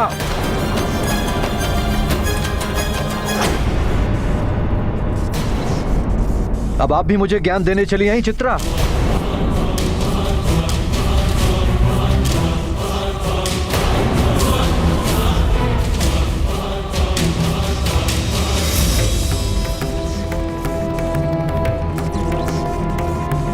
देखा चित्रा, पिताश्री ने सत्य ही कहा था। इन पर शनिदेव का प्रभाव है।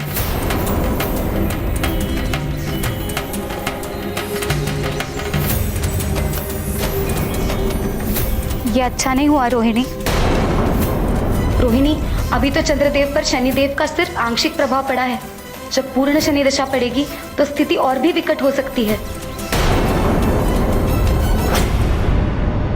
चंद्रदेव जैसे सौम्य एवं शांति प्रिय देवता का इस प्रकार रावण की ही भांति असुरीय व्यवहार करना तो अनुचित है। उन्होंने अपने ससुर महाराज दक्ष द्वारा भेजी गई अंगूठी का भी अपमान कर दिया। शनिदेव के प्रभाव से चंद्रदेव का समय प्रतिकूल हो गया था। ऐसा समय हर मनुष्य के जीवन में आता है। ऐसे प्रतिकूल समय में मनुष्य को विचलित हुए बिना अपने मन मस्तिष्क को शांत रखकर समस्या का समाधान ढूंढना चाहिए।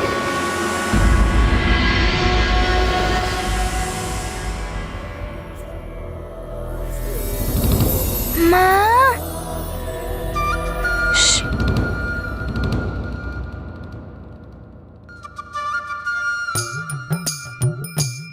हनुमान, भूख लगी है? हाँ, भूख तो लगी है। पूजा समाप्त होने दीजिए, तब तक मैं प्रतीक्षा कर लूंगा।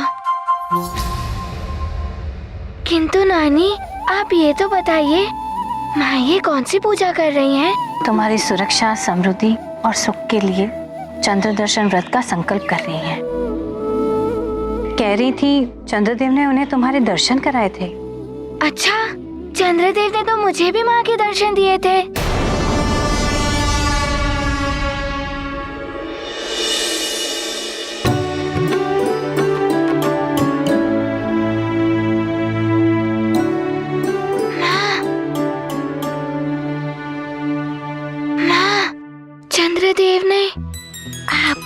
मुझे भी दर्शन करवाए थे,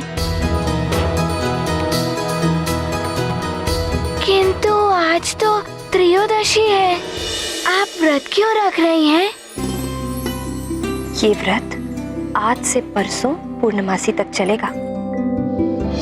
ये विशेष महापूर्णिमा की रात्रि 108 वर्षों पश्चात आ रही है। ऐसा माना जाता है कि महापूर्णिमा पर चंद्रदेव सारे जगत पर अमृत की वर्षा करते हैं, किंतु इस पूर्णमासी पर ग्रह योग के अनुसार चंद्रदेव पर शनिदेव की दशा आरंभ हो रही है। इस व्रत से तुम्हारी सुख और समृद्धि तो होगी ही, चंद्रदेव को भी पुष्टि प्रदान होगी। महारानी जी, अब आप अपनी अंजलि आगे कीजिए।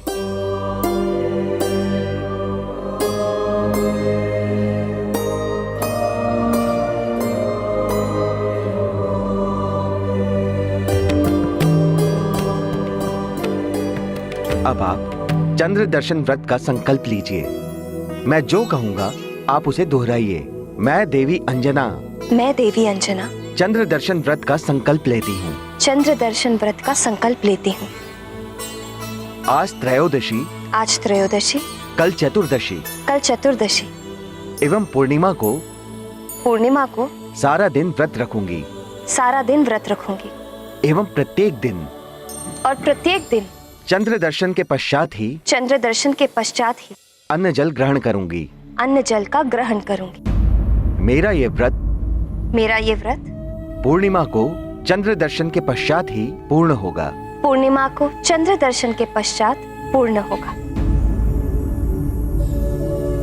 ओम चम चंद्राय नमः। सामग्री यहाँ डाल दीजिए।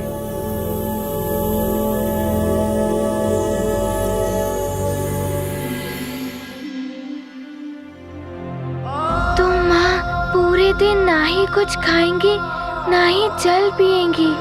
महारानी जी, आपकी संकल्प पूजा विधि संपन्न हो गई है। चंद्रदेव आपको और आपके परिवार को सुख और समृद्धि प्रदान करेंगे। प्रणाम पुरोहित जी। धन्यवाद। आप लोग दक्षिणा और भोजन ग्रहण कर ही जाइएगा। अवश्य। माँ, आपका कल्याण हो युवराज। हनुमान, हनुमान, हनुमान, उपवन में चलो, फल खाएंगे। हाँ हनुमान, बहुत दिनों पश्चात आज क्रीड़ा में आनंद आएगा। माँ, मैं जाऊं? भोजन तो कर जाओ। आप तो मेरी भलाई के लिए सारा दिन व्रत रखेंगी, मैं कैसे कुछ खा पाऊंगा? माँ, मुझे भूख नहीं है, मैं जाऊं? ठीक है जाओ, किंतु दूर मत जाना। अच्छा माँ।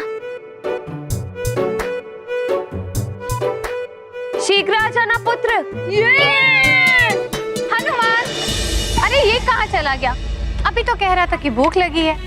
बच्चे हैं माँ, क्रीड़ा के समय भूख प्यास सब भूल जाते हैं।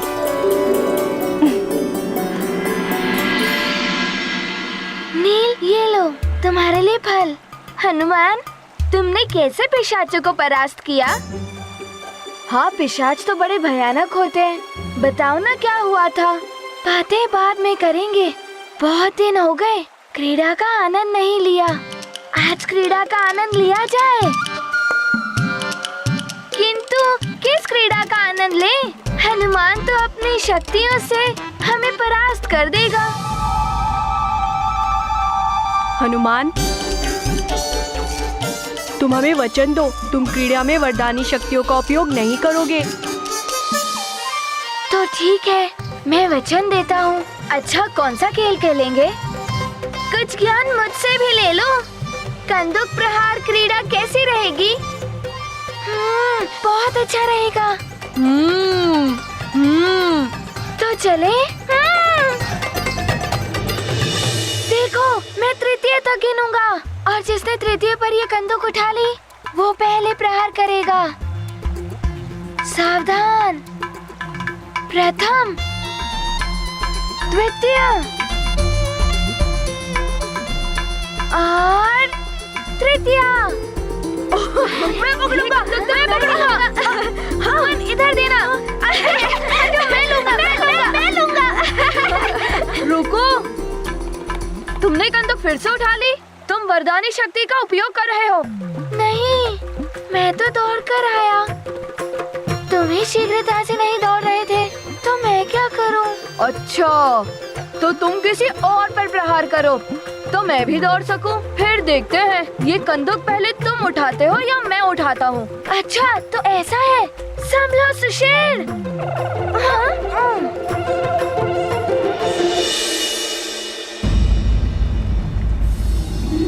प्रणाम महाराज। पिताश्री। हनुमान पिताश्री। पुत्र। पिताश्री। पिताश्री। पुत्र हनुमान।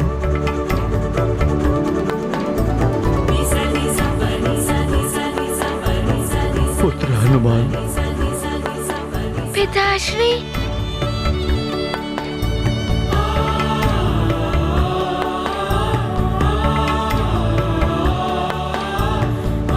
पिताश्री, वैद्यराज जी स्वयं मुझे यहाँ ले आए। हाँ पुत्र, ये तो बड़ा उपकार है वैद्यराज जी का, जो उन्होंने मेरा पुत्र और सुमेरु का राजकुमार लौटा दिया।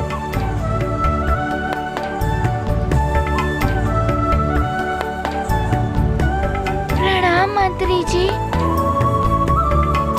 आप सबको भी प्रणाम। प्रणाम युवराज। हनुमान। प्रणाम माँ। प्रणाम महारानी जी। अंजना, क्या तुम्हें ज्ञात नहीं? ज्योतिष आचार्य जी ने गणना करते ही बता दिया था कि आपको आपका पुत्र राजभवन में ही मिलेगा। अतः मैं सीधा राजभवन चला आया। तब तो बड़े विद्वान होंगे ज्योतिष आचार्य जी। हाँ पुत्र। मंत्री जी। जी। युवराज हनुमान के आने पर भव्य उत्सव का आयोजन किया जाए। सभी गणमान्य नगरवासियों को आमंत्रित किया जाए। जो आज्ञा महाराज। पुत्र हनुमान, तुम ही बताओ किस प्रकार का उत्सव चाहते हो तुम? मित्र हनुमान, उत्सव महल के प्रांगण में हो, ढोल मंजीरे बजे। हाँ, सब विभिन्न रंगों के वस्त्र आभूषण धारण कर कर आए, अबीर गुलाल उड़े। थोड़ा ज्ञान मुझसे भी ले लो हनुमान। वहाँ बहुत सारा मिष्ठान हो, विभिन्न पकवान हो।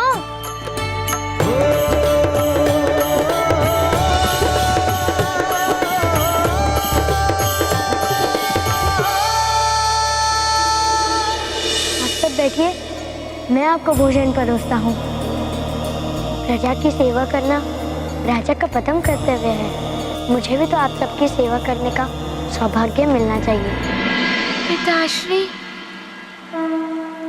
प्रजा के आनंद से ही राजा का आनंद जुड़ा हुआ होता है। पिताश्री, हनुमान की इच्छा है कि उत्सव ऐसा हो कि नगर में सारे घरों में प्रसन्नता भर दे। प्रत्येक गृह में उत्सव हो। माँ का व्रत भी है और माँ का व्रत तभी पूर्ण होगा जब सारी प्रजा सुखी होगी। हनुमान, प्रजा के प्रति तुम्हारा ये प्रेम देखकर मुझे अति प्रसन्नता हुई। तुम जैसा कहोगे वैसे ही उत्सव का आयोजन होगा। बताओ पुत्र, क्या इच्छा है तुम्हारी? पिताश्री, सबका अर्थ ये नहीं कि एक दिवस के लिए सब आए। अच्छा भोजन किया, कुछ मनोरंजन हुआ और हो गया उत्सव। सच्चा उत्सव तो तब होगा जब आप प्रजा के लिए अन्न के भंडार खुलवा दें, उन्हें वस्त्र आभूषण आदि वितरित करें।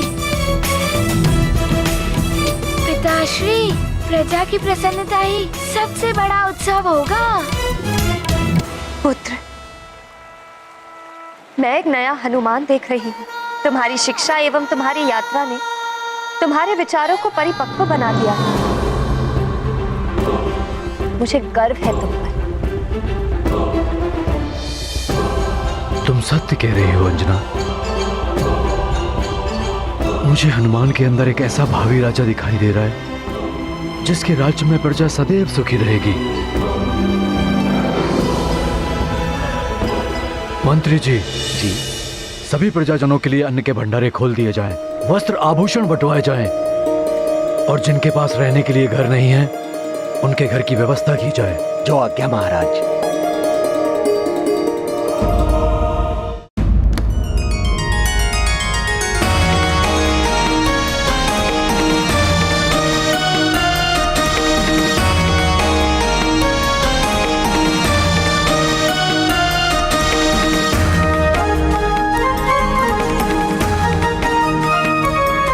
अनुचरों, ये अन्न वस्त्र आदि सुमेरु नगर के हर घर में वितरित किया जाए। जो निर्धन है या जिन्हें इसकी आवश्यकता है, हर घर में आनंद उत्सव होना चाहिए।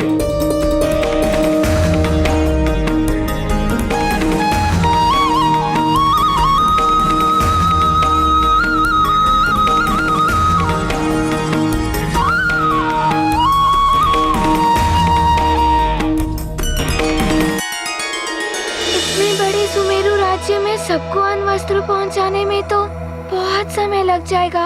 मंत्री जी, मैं भी इस कार्य में सहायता करूंगा। आप युवराज?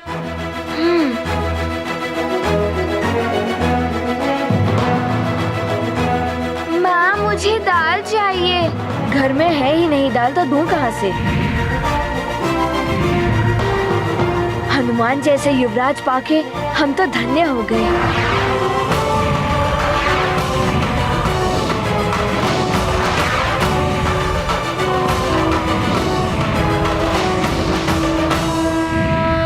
मारुति करते सबकी सहाय, मन में भरे महाकरुणाय। अपनी प्रजा का रखते मान, महाकृपालु वीर हनुमान। सबको मिले द्रव्य और धन, हर्षित रहे सकल प्रजाजन। सुख दे दाता सुख के धाम, जय जय हनुमत बल के धाम। ये गाथा महाबली हनुमत की, रुचिकर लीला राम भगत की। जय जय जय रघुनंदन राम, जय जय जय महाबली हनुमत।